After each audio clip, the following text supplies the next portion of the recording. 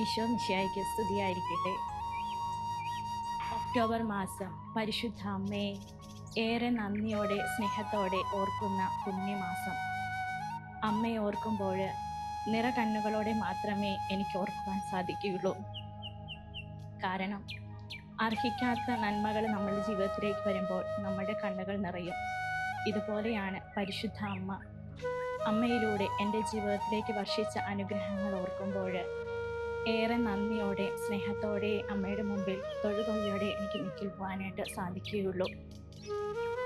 എൻ്റെ ജീവിതത്തിൽ ഇന്ന് ഈ നിമിഷം ഈ അമ്മയുടെ സാന്നിധ്യത്തിലായിരിക്കുമ്പോഴും ജപമാലയിലൂടെ എനിക്ക് ലഭിച്ച അനുഗ്രഹങ്ങൾ ഒത്തിരിയേറെ പറയുവാനുണ്ട്.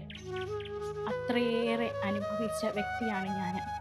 എൻ്റെ കുടുംബത്തിൽ ഞാൻ എൻ്റെ മാതാപിതാക്കളിലൂടെയാണ് ആദ്യമായി പരിശുദ്ധ അമ്മയുടെയുള്ള ഭക്തിയിലേക്ക് വളർന്നു വന്നത്. അവരിലൂടെ ഞാൻ അനുഭവിച്ച ആ അമ്മയുടെ സ്നേഹം എൻ്റെ പഠനവേളകളിൽ, എൻ്റെ യാത്രയിൽ ഉടനീളം ജപമാല കരങ്ങളിൽ എടുത്തുകൊണ്ട് പ്രാർത്ഥനയോടെ ആയിരിക്കുവാനായിട്ട് എനിക്ക് സാധിച്ചിട്ടുണ്ട്. അതുപോലെ തന്നെ എൻ്റെ ജീവിതത്തിൻ്റെ വിഷമഘട്ടങ്ങളിൽ, രോഗത്തിൻ്റെതായ ബുദ്ധിമുട്ടുകളിൽ, എൻ്റെ കുടുംബത്തിൻ്റെ സാമ്പത്തിക മേഖലയിലുണ്ടായ വലിയ പ്രതിസന്ധികളിൽ, അതുപോലെ കുടുംബത്തിലെ കൂടെ ഉണ്ടായ രോഗാവസ്ഥകളിൽ ഞാനും എൻ്റെ കുടുംബവും വളരെ മാനസികമായി വിഷമതയിലൂടെ കടന്നുപോയപ്പോഴെല്ലാം പരിശുദ്ധ അമ്മയിലുള്ള ആശ്രയം, ആ അമ്മയിലൂടെ ഈശോയിൽ അർപ്പിച്ച പ്രാർത്ഥനകൾ, അതെല്ലാമായിരുന്നു ഞങ്ങൾക്ക് ശക്തി പകർന്നത്.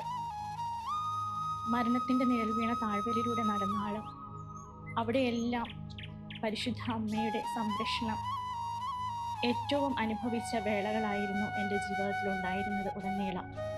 ഈ ജപമാല കരങ്ങളിൽ മുറുകെ പിടിച്ചുകൊണ്ടാണ് ഓരോ സാഹചര്യത്തിലും ദിവ്യകാരുണ്യ സന്നിധിയിലേക്ക് ഞാൻ കടന്നു വരാറ്.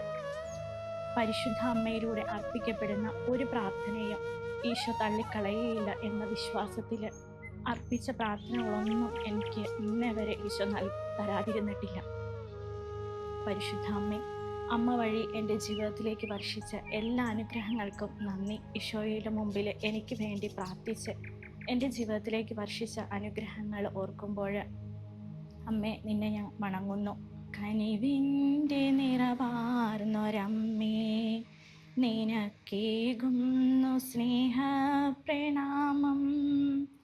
കാരുണ്യക്കടലാകുമമ്മേ, നിനക്കായിരം സ്തോത്രഗീതം.